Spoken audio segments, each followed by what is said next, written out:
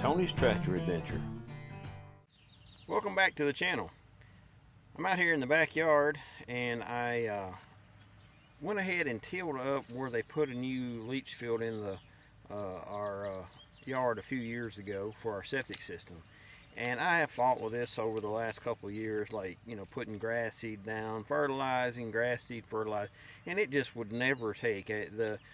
Deeper down you go, and our soil is very much sandy and clay and just very dead soil. So what I did is I went ahead and tilled it up, and I went ahead and bought a bunch of topsoil, or not topsoil but potting soil, and put in it, and I went ahead and tilled that up. And I was going to put the bucket loader back on the tractor and go out here and kind of flatten this back out with the grass seed and then put hay over it. But I run into an issue where, boy, life has just been busy. Life has just been crazy busy. And about a month ago, I took the bucket loader off and the backhoe and set it here. And I never ever, try always to never set this stuff outside. But it's just what happened. It had to happen that way.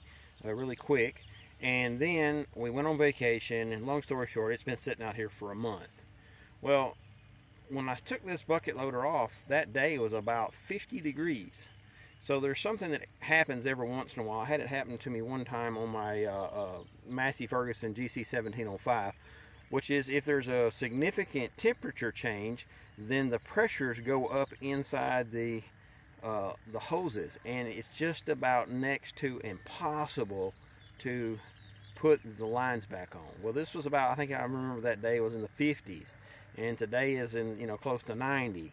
So I pulled the tractor over here a while ago, and yeah, I just absolutely could not get these lines to pop on. And I even went as far as to take a brass strip and push the pin down on the inside of the quick connect to try to release the pressure. But even with that, the pressure's so high that I cannot push it with a brass strip. So my next thing is I'm going to go ahead and pull the tractor back up here, and I'm going to have to crack some lines. It's something you never really want to do, but hey, you just got to do it. So what you need to do is crack the line on the two different cylinder sets. You need to crack one line on the lift cylinder, and you need to crack one line on the bucket tilt. So I'll go ahead and get this done, and we'll go from there. Well, if you've never put the bucket loader back on, the first thing you want to do is grab this, your bucket loader lever and push it all the way around and release all the pressure. So I've done that, and next thing I'll do is go ahead and try to put these hoses on. Let me get the tripod so you guys can watch me do this. All right, I'm going to go ahead and put these on. Now, this is something that can feasibly happen, a little bit more often. Like if you put your equipment away for the winter, so you put your backhoe away or your loader away for the winter, and you put that take it off during the winter, and then you come back and put it on back on in the summer. What happens is the fluid ever so slightly expands. I would not, if I remember my physics right, it's not really the fluid that's expanding as much as it is maybe some of the air bubbles that are inside the lines that are expanding. So we got them color coded, like how LS does this. Most all the manufacturers do this. So we'll go ahead and try the yellow one first and see if it's changed any more from the other day. Alright, this dude is not even remotely trying to go on. I don't want to bend that bracket. Let's see if we can get another one on.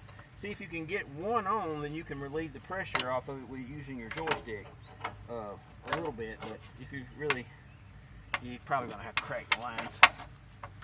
So let's see. Yeah, that's not happening. Alright, so I'm going to go get some wrenches, and we'll crack the lines and see if we can get these on. Alright, this tractor uses metric sockets and metric bolt patterns. So just make sure, I've got I went and got my crescent wrenches, and make sure that you use the metric ones, or you might not make it fit right.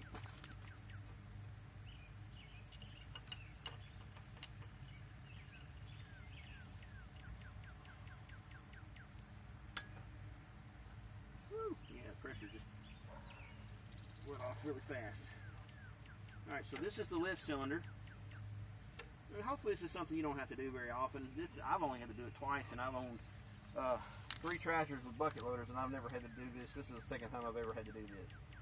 So I'll go ahead now, and also when you're doing it, make sure that you have 2 wrenches.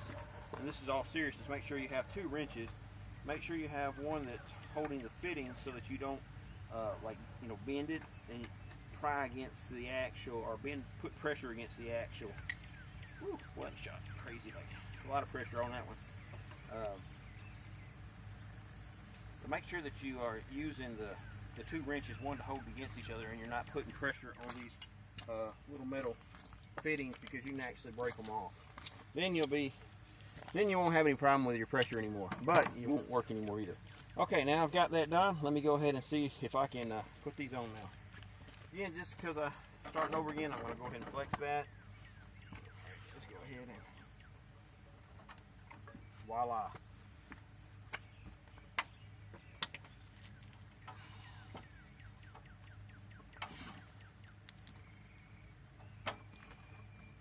Alright, that one went on.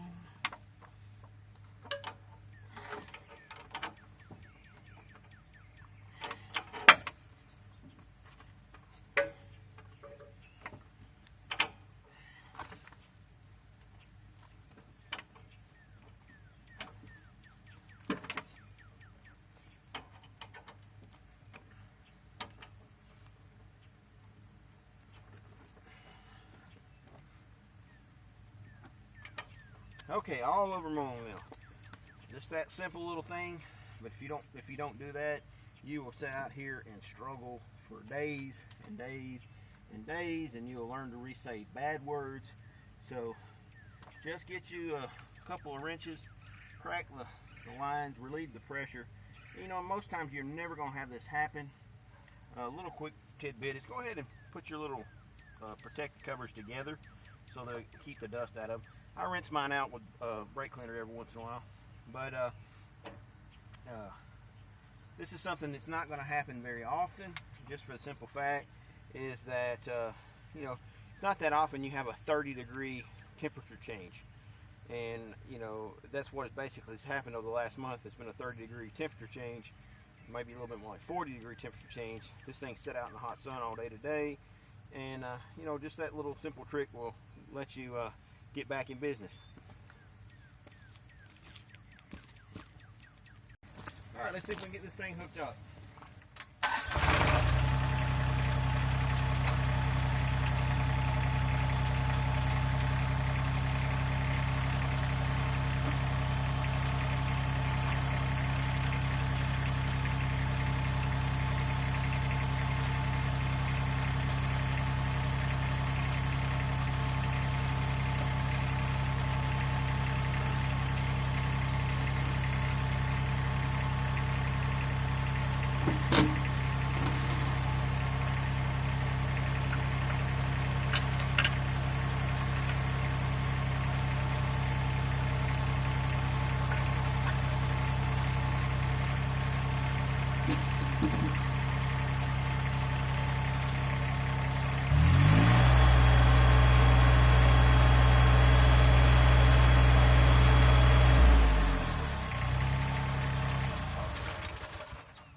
Alright, we're going to take these legs down, put them back up in their stove position. There's a pin here.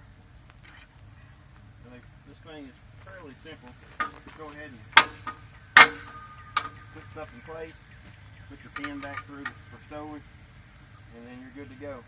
As a maintenance guy, I just absolutely hate leaving this outside, but you know, sometimes life gets busy, and you know, I don't see any wear for the worse from setting out here.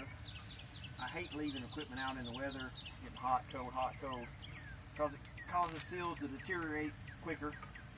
But we'll go ahead and get this thing put back together, and I already greased it prior to using it, or for sitting here. It just serviced, and then I'll go ahead and clean it back off and pressure wash it, because it's had water sitting in the bucket for about a month now.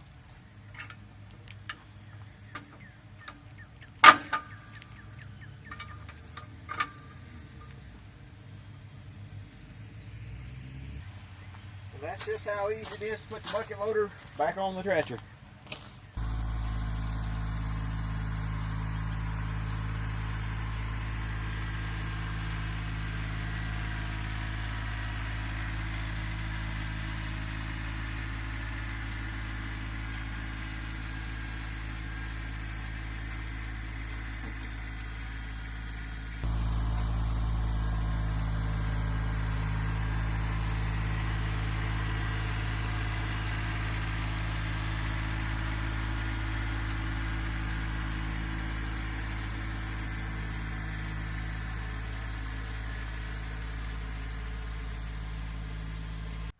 Alright, for the guys that don't know this, the LS MT125 has a float feature. And what a float feature does is you carry the bucket up to where you want it to be, and then you drop the bucket down.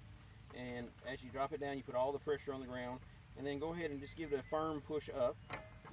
And what it does, it locks into a float position. And basically, it does exactly what I said. It just takes the weight of the bucket.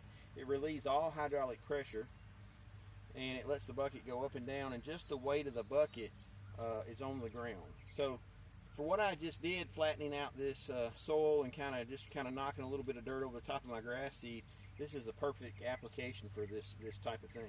Here's a quick look at what I did, just dragging it back over with a bucket backwards. Really leveled it out nice, knocked a little bit of dirt over the the grass seed. Now I'll throw some hay on here, and we'll be good to go. Hey, I'd like to take this time to thank you for watching my channel. If you like what I do, please subscribe and give me a thumbs up. P.S. I got some big things coming.